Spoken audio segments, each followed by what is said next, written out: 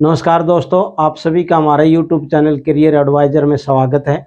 मैं वीरेंद्र सिंह फिर हाजिर हूं आपके सामने एक और वीडियो के साथ। दोस्तों, आज हम इस वीडियो में बात करेंगे कि हरियाणा स्टेट कोटा की जो काउंसलिंग कल से शुरू हुई थी 21 तारीख से, तो उसमें क्या क्या डॉक्यूमेंट्स रिक्वायर्ड हैं और क्या क्या डॉक्यूमेंट्स अपलोड करने हैं, वो डॉक्यूमेंट्स कौन से हैं, और अगर किसी से कोई छोटी मोटी गलती हो भी गई है तो उसका क्या समाधान है। तो चलो वीडियो शुरू करते हैं।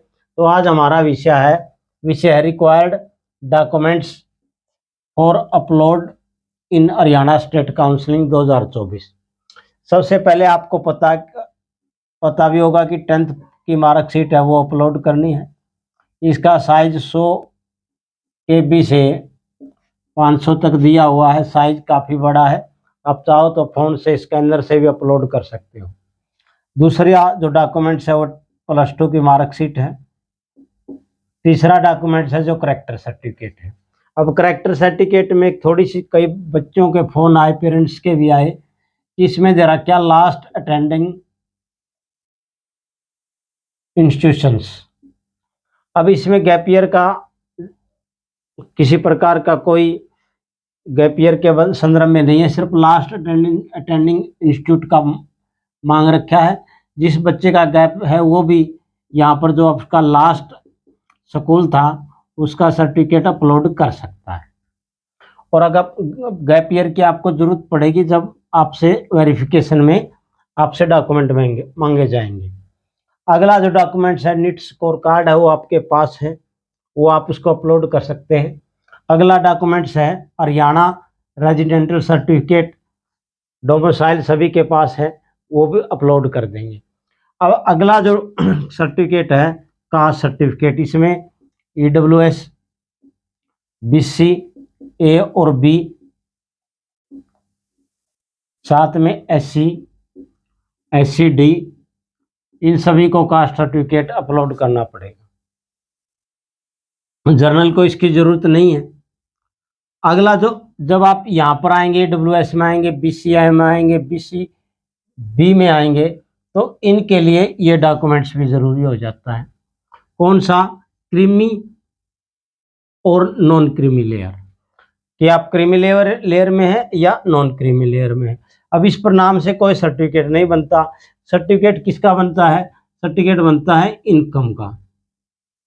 आपने जो इनकम का सर्टिफिकेट बनाया है, चाहे वो BCA में है, BCB में है, EWS में है, वो आप यहाँ पर अपलोड कर देंगे। उसके बाद है कॉपी ऑफ आधार कार्ड, वो आप सभी के पास है। आगे है PP परिवार पहचान पत्र, वो भी सभी के पास होता है, वो अपलोड कर देंगे। अब कॉपी ऑफ द पासपोर्ट्स या चेक, किसकी? Post matric scholarship. Post matric scholarship होती है जो 10वीं के बाद 11वीं और 12वीं के बच्चे को मिलती है, उससे आगे भी मिलती है। यहाँ पर 11वीं इसलिए मांगी गई है कि अगर आपने 11वीं और 12वीं में पोस्ट मैट्रिक स्कॉलरशिप में थे आप, तो उसकी जो पासबुक की कॉपी है या उसका कोई चेक है, क्रॉस चेक को आप अपलोड कर सकते हैं। पासबुक का जो मेन पेज है उसको भी अपलोड कर सकते हैं, ताकि आपको आगे ये स्कॉलरशिप मिल सके। ये इसका कार्य यही है। अगर जिन बच्चों के पास पोस्ट मैट्रिक स्कॉलरशिप नहीं थी, उनको इसकी ज़रूरत नहीं है। तो इसके तो ये हो गया post matric certificate, post matric scholarship की या पासबुक हो या चेक हो। पासबुक का भी पहला पेज और चेक का पेज, क्रॉस चेक का एक पेज, उस पर अपलोड कर सकते हैं। सबसे ज़्यादा समस्या थी यहाँ पर कास्ट सर्टिफिकेट में और क्रीमी लेयर में। क्रीमी लेयर और नॉन क्रीमी लेयर आपको सिर्फ इनकम सर्टिफिकेट अपलोड करना है इसमें। उसके बाद अगर मान लो किसी बच्चे का इनकम सर्टिफिकेट बना ही नहीं है, 24 तारीख 25 तारीख लास्ट है, उस लास्ट तारीख से अगर पहले न बन पाए तो आप यही सर्टिफिकेट इस पर अपलोड कर देना। यहाँ पर कॉलम खाली रहेगा तो आपका रजिस्ट्रेशन नहीं होगा।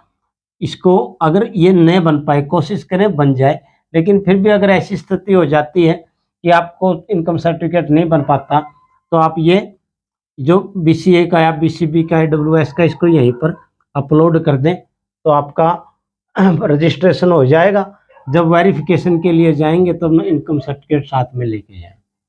ठीक है। अगर किसी बच्चे से कोई डॉक्यूमेंट्स अपलोडिंग में थोड़ी बहुत दिक्कत होगी और उसने रजिस्ट्रेशन कर दिया है तो कोई से घबराने की ज़रूरत नहीं है, क्योंकि ये आपसे मांगे गए हैं, इनकी फ़ोटोस्टेट निकलेंगी और आपसे अलग से फ़ोटोस्टेट मांगी जाएंगी। जब आप वेरिफिकेशन से जाएंगे 2 सेट मांगे जाएंगे या 3 भी मांग सकते हैं।